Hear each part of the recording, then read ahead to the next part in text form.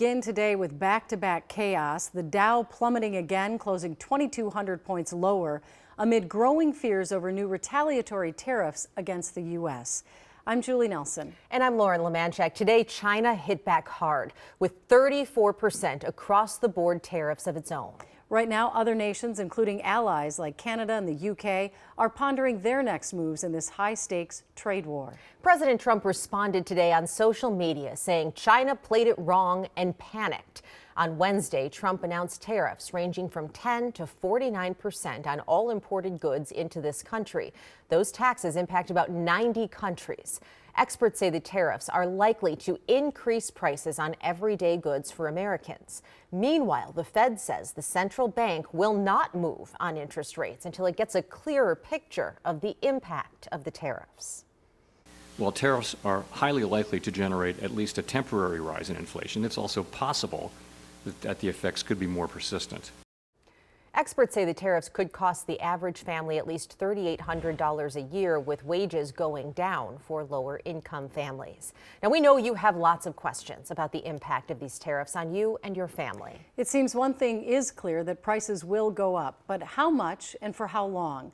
Gordon Severson joins us now.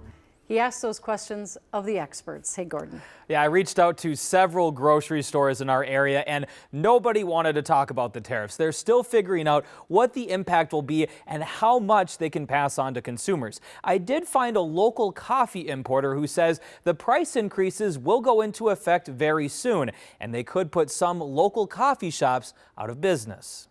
We have roughly 5 or 6 million pounds of coffee here in our warehouse. If you enjoy locally roasted coffee, chances are Cafe Imports was the company that brought those beans into America. So this is from Nicaragua and Guatemala. Chief Operating Officer Noah Namowitz says they import coffee beans from around the world. There's some coffees here from India, so this is one of the countries that's going to be particularly impacted. Namowitz says some of the biggest coffee-producing countries will see some of the highest tariffs. A 46% tariff on Vietnam, a 32% tariff on Indonesia. So one of the more important coffees in our menu are coffees from Indonesia. So this is a coffee from Sumatra. And it's commodities like coffee that could see the highest price increases for consumers. The standard rule is, if it's a commodity, costs will be passed on. U of M marketing professor George John says that's basically the perishable items you can't stock up on, like fresh fruit and vegetables. He says consumers will see lower price increases for packaged items, including paper products like toilet paper and diapers. If you sort of just randomly go to a grocery store